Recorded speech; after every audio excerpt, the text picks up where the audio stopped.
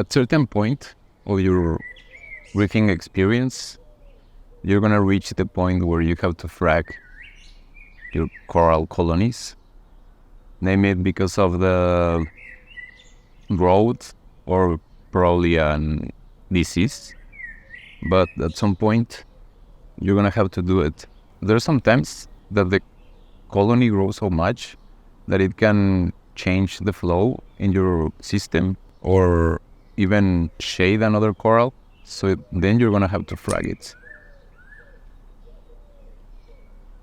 And also, it can be because of a disease or something, like STN or RTN, and then you have to frag it as well, because if you don't do it, it can kill the whole colony or even go to another colony of another random coral.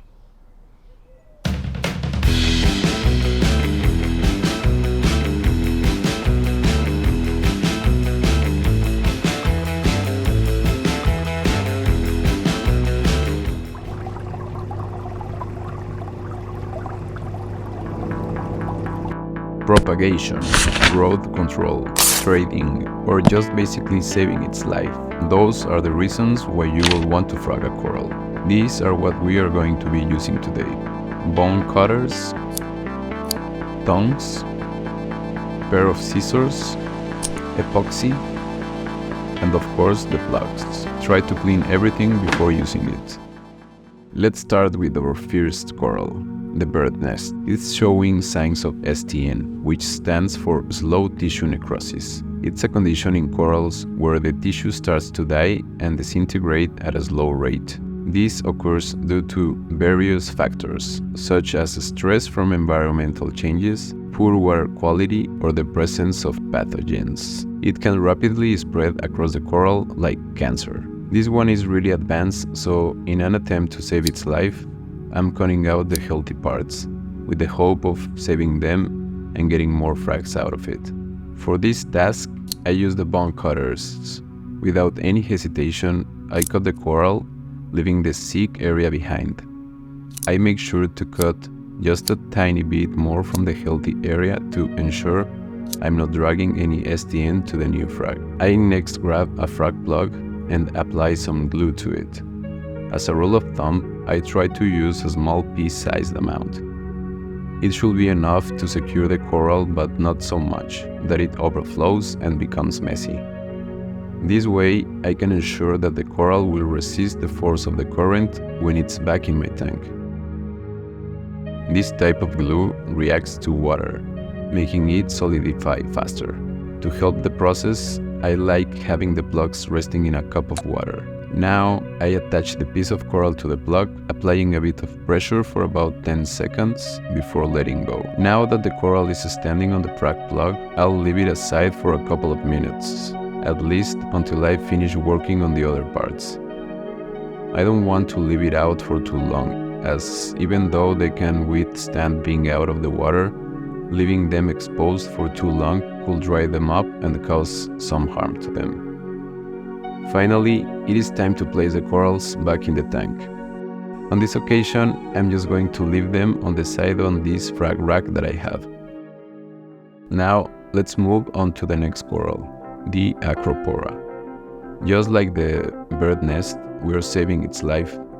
I notice a white spot, which is also STN. This plug is quite firmly glued to the rock, so I'll use these scissors to apply some leverage.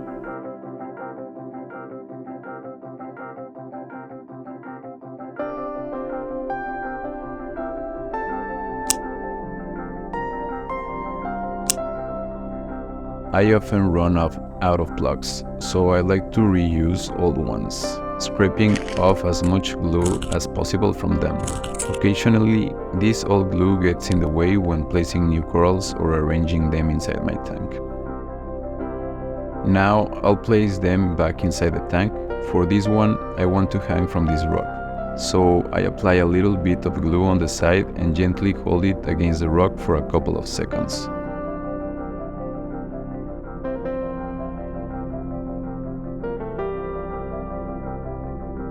Perfect. Moving on, for this rock, we are fragging two corals at once.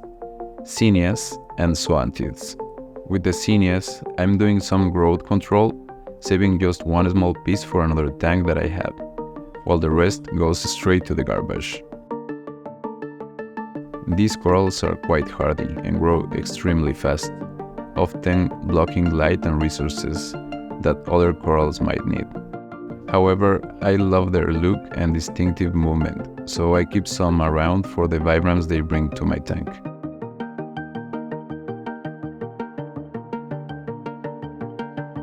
Now, onto the zoanthids, I'm fragging 2 different types. For this one, I want to start spreading it on my other 10-gallon tank.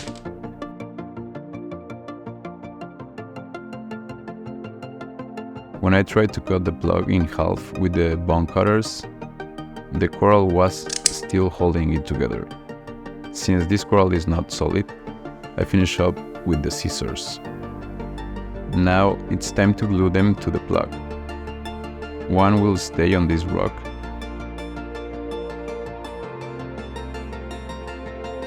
and the other one goes straight to my smaller tank. Now for the other type of zoanthids, I'm just leaving this plug here just beside him. As the coral grow, it will eventually crawl up on this frag, which in the future, I could just pull it out of the rock, causing minimal damage to the coral.